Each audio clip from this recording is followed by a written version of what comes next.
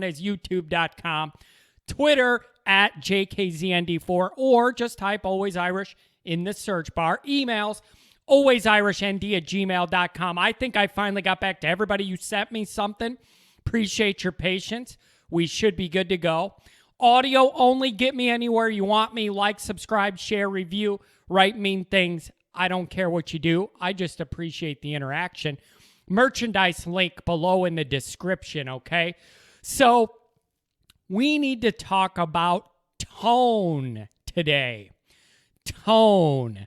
What's going to set the mentality of the 2021 Notre Dame football team all depends on what kind of tone and message is being put forth as we begin this new year with spring practice. Let's get into it. So here we are with spring football upon us, and it honestly, you guys, it feels kind of odd to me this year. Due to COVID, I still don't really, maybe I wasn't paying attention, but I don't even feel like I knew exactly what the plan was for spring ball, when it was going to start, when the blue and gold game was, if we could go to it. I feel like spring football kind of snuck up on us this year because there's still so much uncertainty in terms of what's capable, safe, not safe, all that kind of stuff. So let's start here. As we've covered many times before this offseason, Notre Dame lost among the most percentage of production on both sides of the ball as almost any other team in the country, especially any highly competitive team. Knowing that, it's both good and bad. It's good because it means you have a lot of very high talent level guys that are moving through the program, either graduating or reaching their ultimate dream, I'd imagine, of going to the NFL. So that's good. The other good thing about losing so much production is the competition level for snaps should be hot and heavy throughout the entire program on both sides of the ball. Those vacancies open up playing time and snaps that guys should be dying to have under their name next year. Now, there is a downside to this. Obviously, the downside is you didn't put any kind of trophy in the case, and now you have to try and at least maintain the level of play you were at last year or exceed it while losing guys who gave you a lot of stats and now they're gone. So that's the negative here is there's a lot of talent and points and yards and tackles and everything else to replace here. Okay? So here's the thing, and the reason I mention no trophy being in the case is losing this amount of production always hurts. It hurts you much less if you put a fat trophy in the case and then lose guys to graduation in the draft. I think of LSU with their recent title, which we know is flawed and tainted and money-filled and everything else, but nobody else seems interested in that. So if you look at the production they lost and then that following year they did not have a good year, all their good guys went to the pros. At least they won a championship and their guys left. That's always my frustration with Notre Dame. Oh, we got 20 guys going to the NFL. Notre Dame's so awesome. Why can't you win a big-time game and put a trophy in the case then?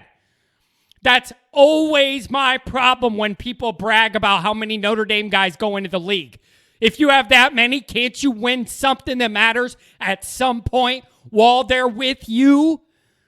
That's always my complaint. Now, I'm happy for guys that leave early. Go get your money. That's your dream. I don't hold anything against these guys.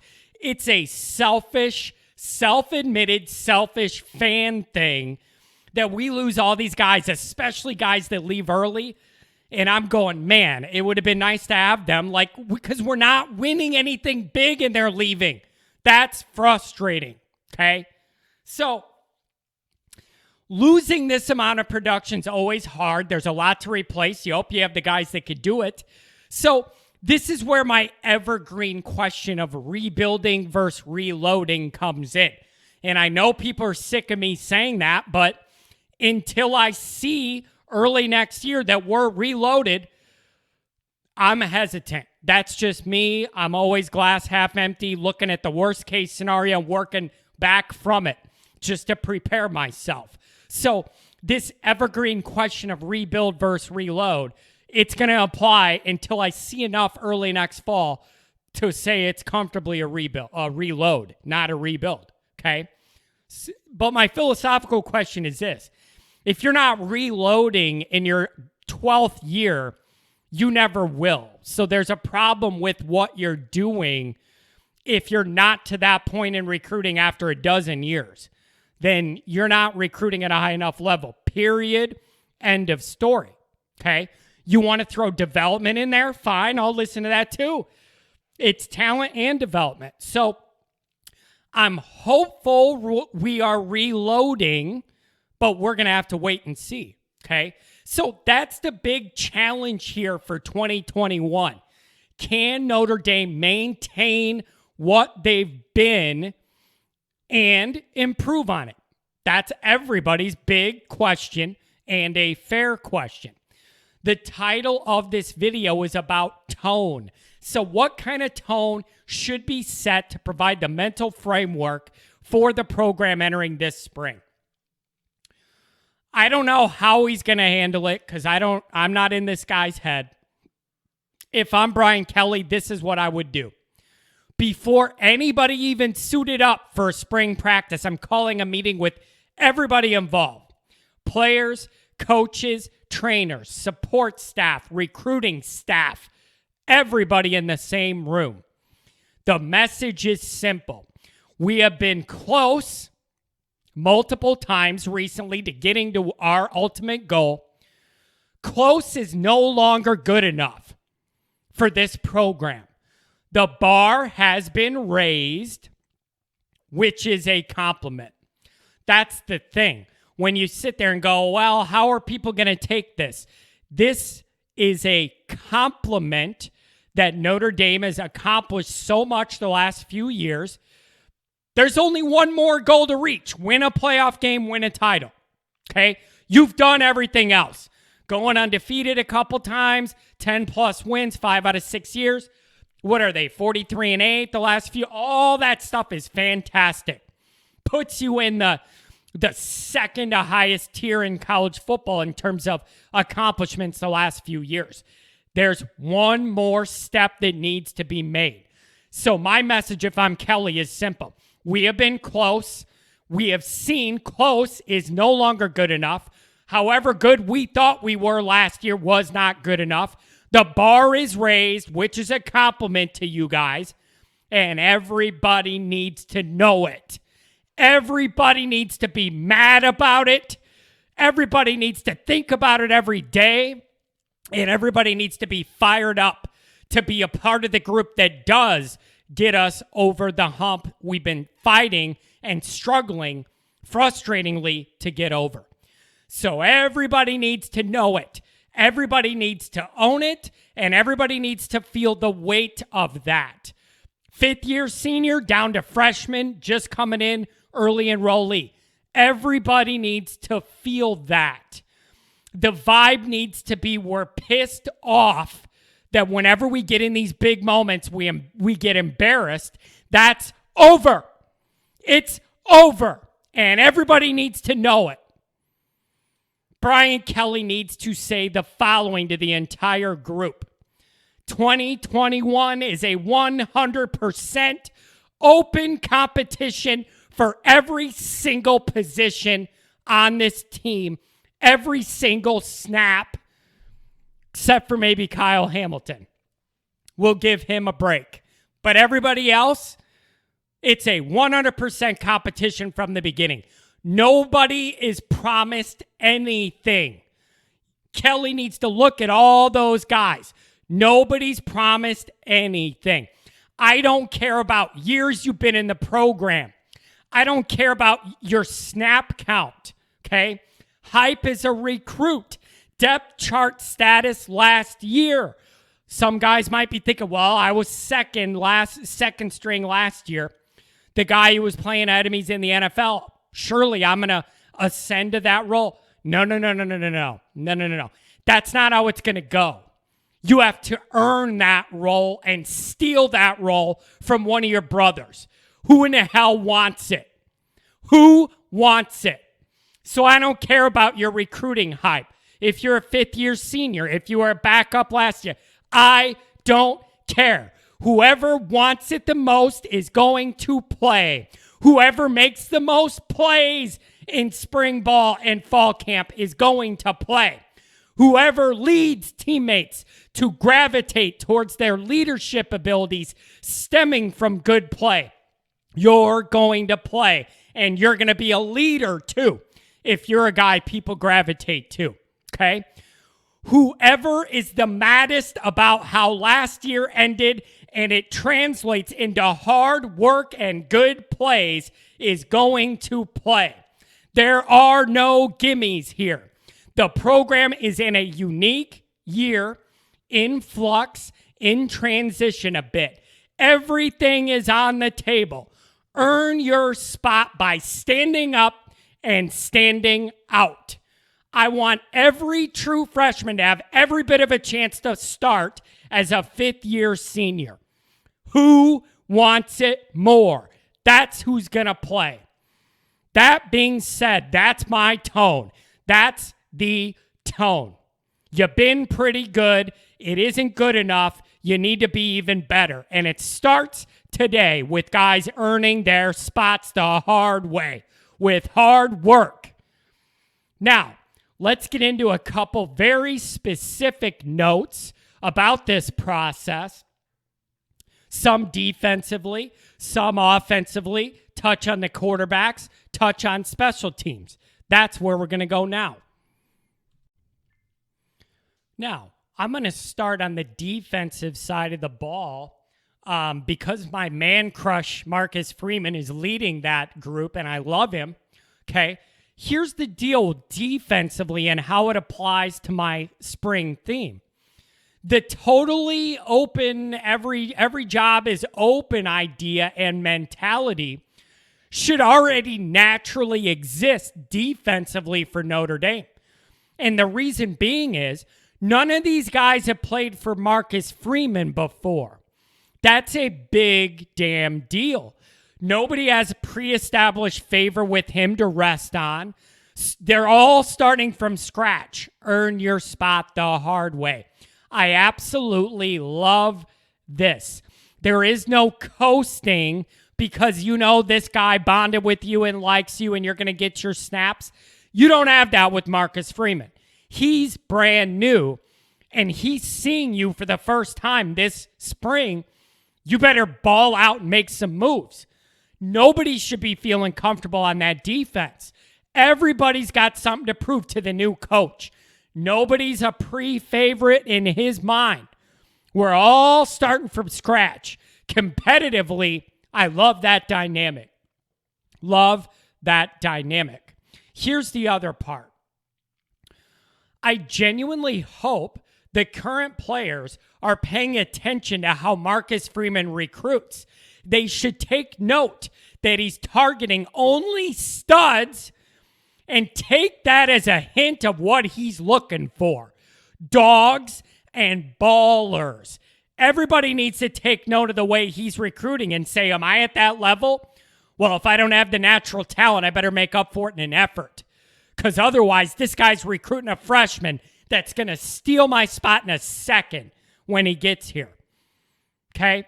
Here's an additional note about the Marcus Freeman defense. I've seen it written about a couple times that while many of the basic tenets of the defense will remain, the way Freeman structures schematically allows guys to play freer within that scheme. I absolutely love that notion. In any sport, guys play the best when they play freely. To an extent. Free in this context does not mean abandon scheme and just run wherever you want. This kind of free means that within the scheme structure, guys can play free. I love it. The best defenses I could think of had solid schematics, fundamentals. But within that structure, they allowed the dogs to be released. Release the talent within the framework and let talent do what talent does. The best defenders make plays based not only off raw talent and athleticism and ability, but off great natural inclination and instincts and a feel for the ball or where a play is going. The way Freeman's recruiting, the D sets up perfectly for his plan to let guys play free, fly around, and make big plays. I'm here for it. And I'm excited about it. Put great athletes in a position to play free, and you get yourself a high-level winning D, okay? You heard it here. So I love to hear this. Collie, Riley, Barnes, G, all guys that jump out to me day one should be in the mix for playing time just athletically. Day one. In terms of worry level, corner, always going to worry about corners in Notre Dame. Safety, other than Kyle, makes me nervous. See who could ball out. If it's a young kid, if it's Kari G, I don't care. Let him play. Let him play. Let him work it out there if he's the best option you got. It'll pay off in a few years playing a young kid like that, okay? The dog wins the day to me this spring. Who wants it? Who wants it? Whoever does, that's who I want starting on my defense day one. Now, when we switch over to the offensive side of the ball, the first thing that sticks out to me already, we're only a couple days into practice, is the quarterback arrangement. Seems to me, from what I'm seeing, Buckner's a red shirt and it's Cone and Pine. Maybe that could change if Buckner learns the playbook and everything this spring and he's in a better position to compete from that aspect when fall camp comes. Yeah, this is frustrating to me. Buckner by far has the most upside of anybody in the quarterback room. Just naturally, physically. Nobody's going to tell me otherwise. He's got the highest potential ceiling. Now, here's the thing with this. I've been on the record for over a year that I wanted Buckner to start as a freshman to get the learning curve going, and so we don't have a freshman with no experience starting game one at the Horseshoe in 2022. I am not ready for what that's going to look like if this is the way it goes. Okay, so one thing at a time here. I cannot really blame Brian Kelly, Notre Dame, or Tyler Buckner that his development was unnaturally halted for much of his high school career. He had an injury that took away one full year. Then his senior year, he was going to transfer into a tougher Catholic League conference for better competition before going to Notre Dame. So he was all prepared to make that move, and then COVID hit and he lost that season.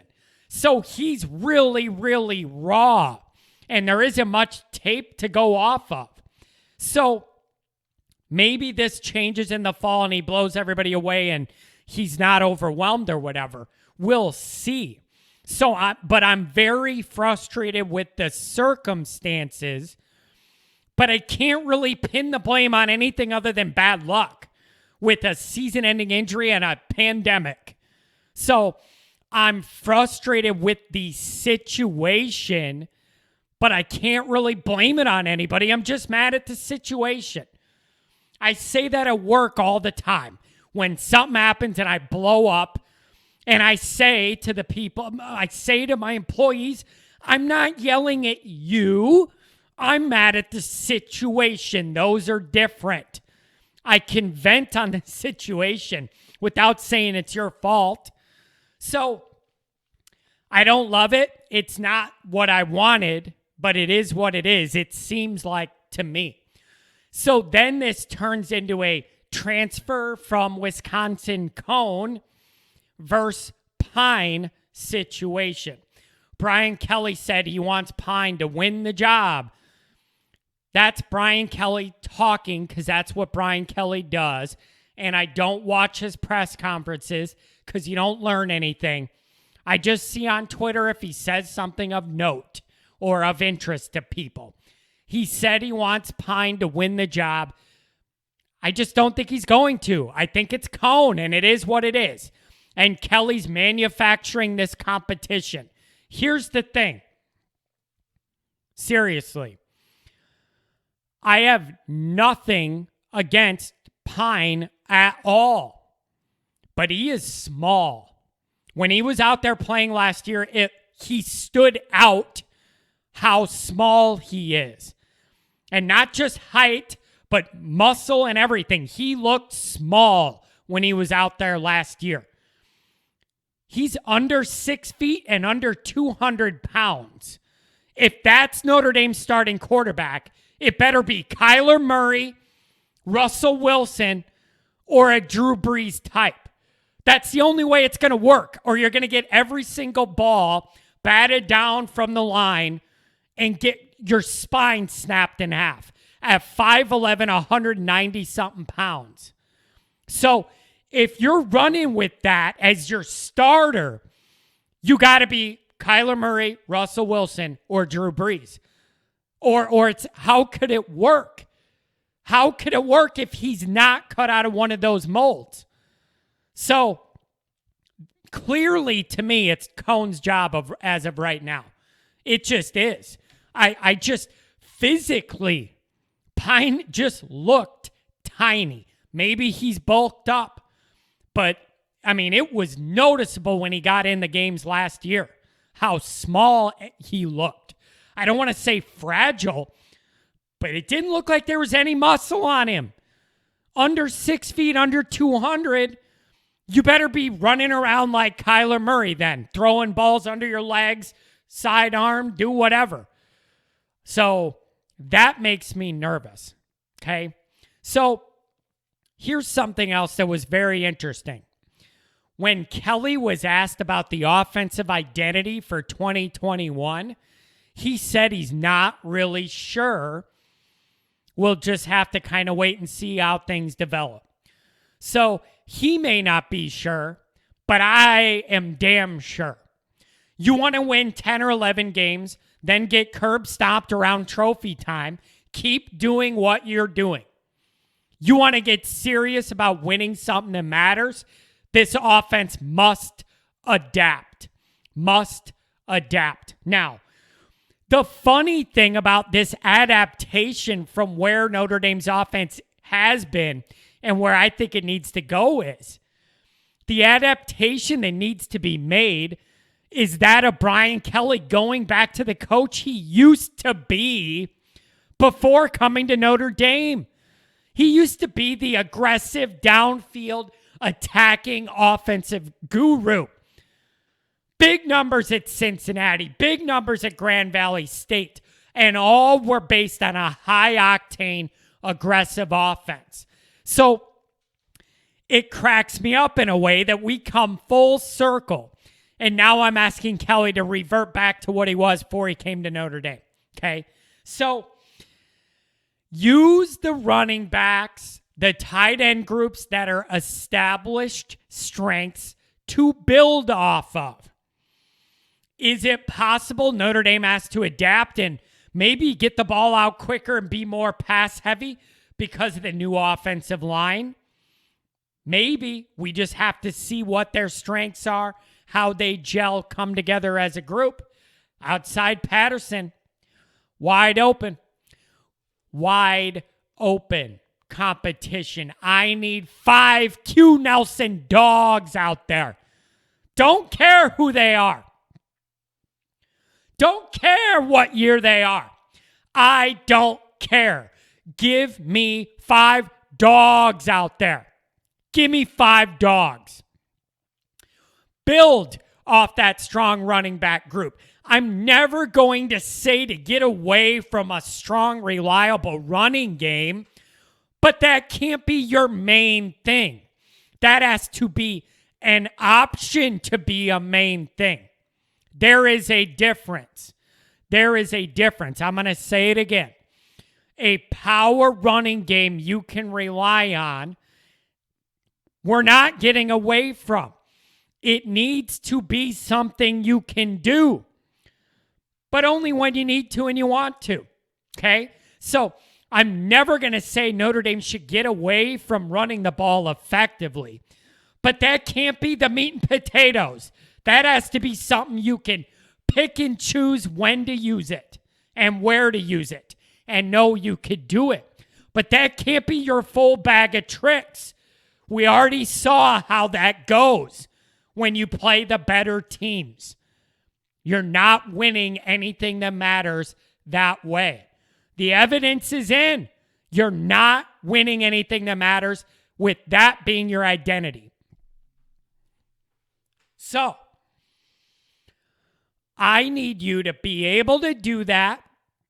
Pick and choose your spots. Establishing early on in a ball game, ending a drive at the half, running out of game clock at the fourth quarter, whatever. Okay? You still need to be able to do it, but it can't be your whole thing, your main focus. This ain't 1992. Okay? So, let's just say Notre Dame does indeed acknowledge they need to be more aggressive in the passing game, and they become more pass-oriented to try and get more modern. Just doing that isn't necessarily good enough for me. What kind of passes are we leaning on? If it's a 4-yard out to the sideline, I am not interested. I am not interested in that. That is a glorified run play when you're throwing it in the flat with no blocking for 3 yards. The guy's out of bounds. That ain't what I'm looking for. Vertical, north, south, over the middle. Guys in space. Take the top off the D. That's what I need to see. That's what's winning. That's what beat us. That's what we need to see. I want pressure on Lindsey, Keys, Austin, Wilkins, Johnson. They've all had various issues. Some of them are injury, not their fault. Some of them, they're in trouble. Whatever the reason, none of those guys could be counted on. Watts, Styles, get in the mix. Your best ability, first and foremost, is availability. Those guys I mentioned have to prove that. They got to prove they're even reliable to be available before I worry about production from any of those guys I mentioned. This group has a lot of potential, but only if they're out there and healthy and doing things. All those guys I mentioned had issues.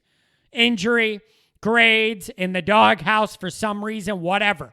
Whatever it was, we couldn't rely on them and we need to moving forward. Okay? So to recap, on both sides of the ball, I need an open and public competition for every single snap that's going to be played next fall. Now, we have one more angle on this I got to hit. If you followed this show for any decent amount of time, you know how much I value and appreciate good special teams play. And I'm always frustrated because I don't feel like Notre Dame emphasizes it. And they always want special teams to be a net neutral. And I just think it's a waste of a third of the team you could use for your advantage when you don't prioritize special teams play. I'm sick of it. I'm sure this didn't happen, but I wish the staff would make a big deal about special teams. Punt coverage, kick coverage, blocking kicks, punt return, kick return. There's so much hidden yardage and value in special teams. Notre Dame never taps into it. Makes me sick, especially when you got good athletes you could use. I understand not doing it if you have nobody fast that can return a punt, we got a bunch of fast guys now and they don't let them do it. I don't understand and I hate it. Making special teams plays is a great way to get noticed and make a push for more snaps on offense or defense.